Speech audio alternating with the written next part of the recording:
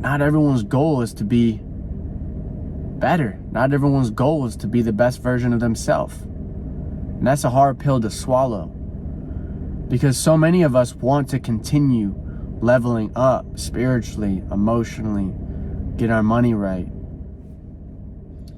So many of us are guilty of being bitter and having resentment towards other human beings. We may judge them on the inside. We may see things about them we don't like or don't agree with, things that we would never do, lifestyle choices that people make, and we put up a hedge, we put up a wall, where we don't really even want the outside world coming into ours. We almost become self-righteous, full of ourselves, full of our own accomplishments, our own outlook, which we find to be superior to others. We put people in a box unknowingly, in an inferior box, because we say to ourselves, I would never do that. That's not like me. And so we become bitter because we see the world as a fragment of what it could be. We see the world as a place where people don't live up to their fullest potential. Meanwhile, those of us who want our fullest potential are striving towards it, to learn and evolve as a person. And I can tell you, brothers, it's not right to start looking at the world as less because they don't want more. Thought about it the other day, and I thought, not everyone's goal is to be better. Not everyone's goal is to be the best version of themselves. And that's a hard pill to swallow, because so many of us want to continue leveling up spiritually, emotionally, get our money right. But there's others out there that don't even think about that at all. And you start thinking about those with disabilities and those who couldn't possibly think of that, couldn't possibly desire of that. And that's already innate within them. They're born that way, to not even ever think about becoming greater. They just want to exist and live. So there's a portion of society that just wants to live and be at peace and enjoy and just have enough. So when you see people that just want enough to get by, recognize that. We have different goals and different things we want out of life. Some of us are called to more, and we can't take credit for that. We can't say to ourselves, oh man, yeah, I'm better because I want more, because I am striving for more. That's not the right outlook. We have to have softness to our heart towards other human beings. And when we lose that softness, we become hard like a rock, bitter. Our heart becomes made of stone, not flesh anymore. And then we got to go to God and get a new heart.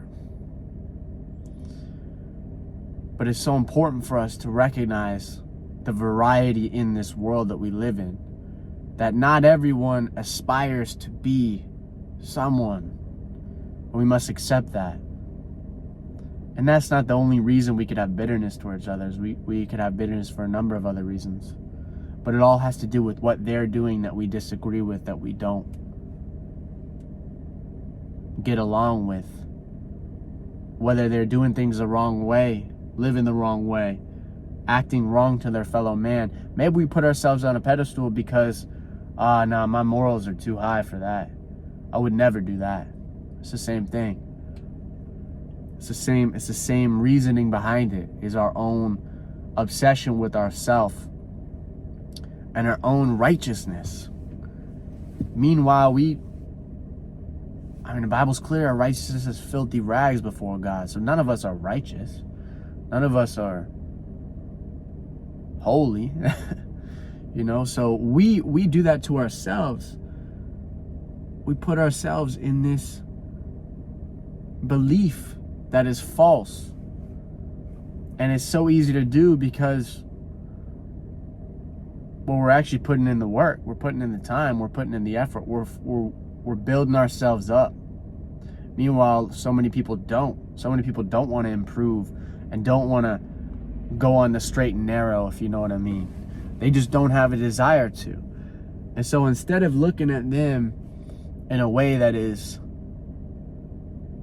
unhappy or bitter, accept and say it is what it is. I must live and walk in my own lane. And if I can help people along the way, if I can inspire people along the way, treat other people with a type of love and respect for humanity. See yourself in that person, though that's a hard thing to do. See that they are flawed human beings just like you. Then you won't feel so sure about yourself. Recognize that there is a connectedness that we all have, but we just lost sight of it. Society almost pruned it out of us. We were almost taught a different way, to be survival of the fittest, evolution, natural selection. It's all lies. It's meant to separate us. It's meant to take us away from our real love for one another and real consideration for one another. Yet we partake in it.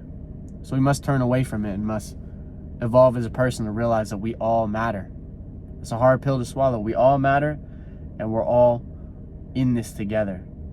See people for who they are and still love them for who they are. You don't have to keep people around in your life if they're no good for you. If they're bad influences, if they're not living right, don't keep them around. But don't put up that energy towards them. You're stealing away from your peace and your joy when you give energy to these things. When you start obsessing and focusing on what everyone else is doing or what everyone else is doing wrong or right, you take away from your own joy in that your life, when you're dying and when you're on your deathbed, maybe you got someone beside you, but think about it. It's just you. It's just you, your thoughts, and God. It's just who you are. At the end, it's always just you. And you got to face who you are with God. So don't think about all these other people. Don't waste your energy. You got to focus on you. You got to level yourself up. At the same time, show consideration and love for others.